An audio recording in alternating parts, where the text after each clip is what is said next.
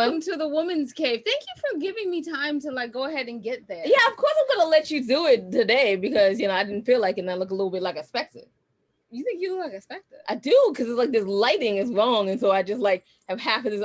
I feel like I should be like, woo, something like okay, let me just say I did the lighting today, so I feel like it's perfect. Wow. And that's life with a narcissist. And yeah, so I'm Jade. And I will not remember. Yeah, so we're just gonna go high five. So just stop. COVID is still out there. Okay, so listen, y'all. I'm just gonna go head on and talk about our books because I felt like Life with a Narcissist summed it up. All right, so and I thought divorce was bad with other life lessons, and I thought being grown up was easy. If only I were me. And let's see. Foreign Coffee and Widow's Web. Widow's Web. All of those are available. Where you get your audio books. What are you doing right now? Right, I'm trying to catch up. Oh, you can find out the rest of the 17 books and everything that we probably shouldn't tell you on www.andithoughladies.com. I like how you said that this week because it sounds normal. Because normally you're like andithoughladies.com. You were just like .com.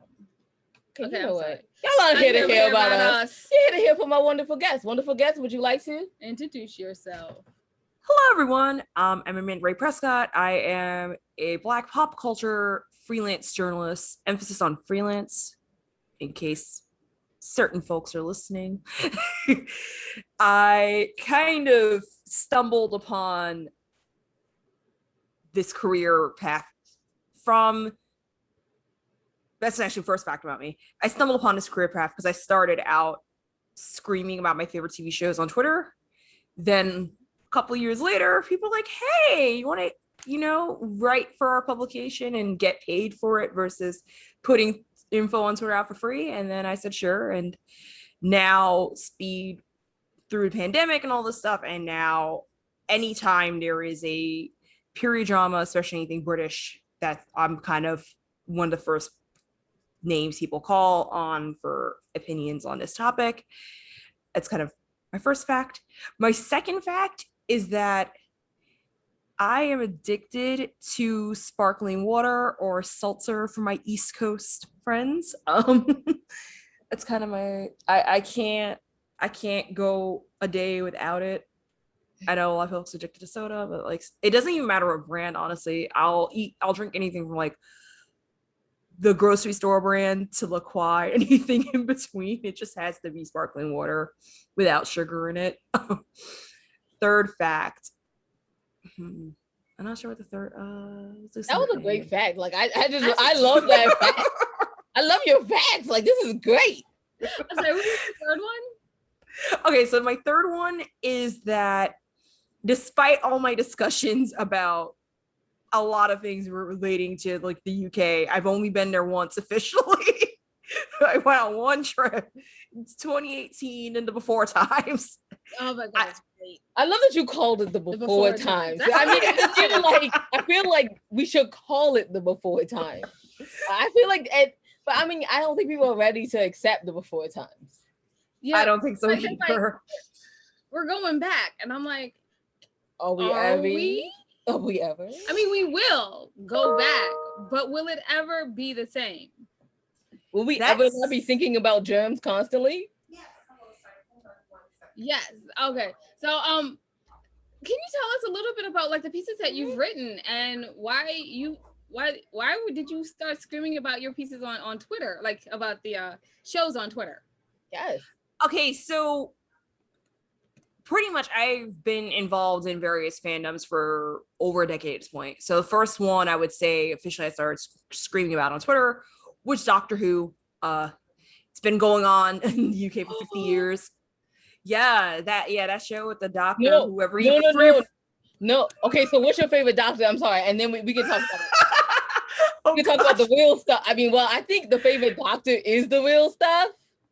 True. Okay, so every so often it changes, but I have to say right now my favorite doctor has to be, although she hasn't had a lot of screen time yet, but I don't care, I'm gonna say it anyway, Ruth, aka the Fugitive Doctor. That's her official title. I love the concept of Joe Martin being an alternate timeline doctor. Like I just love it. And like finally seeing someone who looks somewhat like me as the doctor is amazing. Yeah. I need her to have more seasons, more episodes. I don't even care if they just give her a whole like Big Finish series, the audiobooks, audio dramas. I'm like, I just need more for her.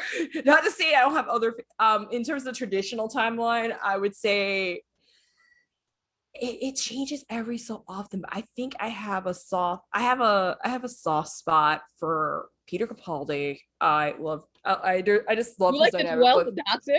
Yeah, it's kind of because he's got a good hybrid mix of the old school sentiment with like a little bit of the new school as well. And in terms of classic doctors, for the folks who actually remember the 1970s, I'm going to say my favorite doctor is the first doctor for the old school or classic Who.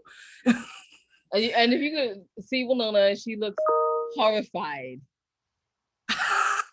I know, because I know most people would probably tell you either the 10th or the 11th, but I had to kind of throw a curve in there.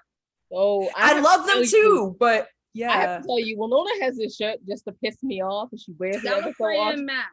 10 is greater than 11. Here's the thing. I love the 11th Doctor. Also have to say though, I also love 9 a lot as well. I think I'm glad. I'm like, why are you only here for a season though?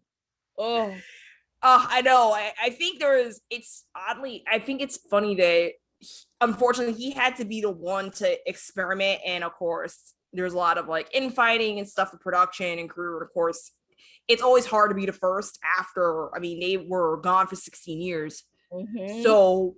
Unfortunately, he had to be the experiment, but I love that now that we're way past that and totally new generation is starting to show, people are like really into his seasons again. And I love it. I mean, at some point, I need to rewatch everything from 2005 on because there's a lot of episodes. I'm like, I don't remember what happened. It's so enjoyable. And I think, like you said, the Doctor, and I was like, dang it, we were gonna have an actual conversation. Nope. But Hooven and Hooven united, so it was gonna have to happen.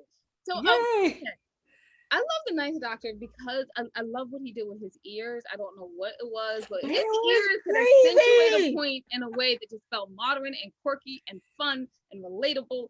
And it was just it just felt like the quirkiness of the olden days. Mm-hmm. But like in a way that you can understand. I still don't like the first Doctor. Okay, so anyway, we have to move on and talk about your career because this is how you're gonna get paid, right? Right. Sorry about that. We went off a little tangent, y'all, and everyone that follows us knows that we have a Hooven versus Hooven episode. It's like one of our all-time most watched episodes. Anyway, let's go with. So, how did you become a I mean, you kind of explained it, but how did you become a freelance journalist? And then tell us, what is a freelance journalist?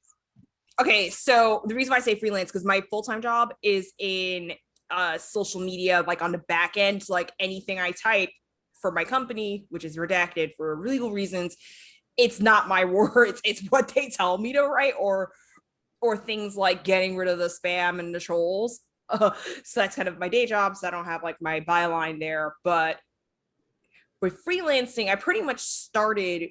I had a somewhat blend of a traditional and a non-traditional path. I started on social media, of course, Doctor Who stuff. But then Downton Abbey happened, and every week as it aired on PBS, I had to, tell everybody my opinions on the hashtag, of course.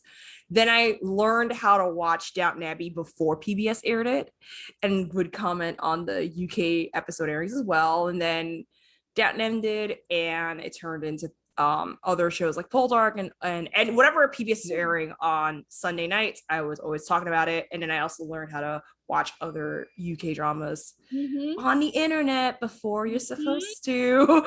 But it was funny because I started talking about all these shows. People started following me, and not just like my friends or friends of friends or other people on the hashtag.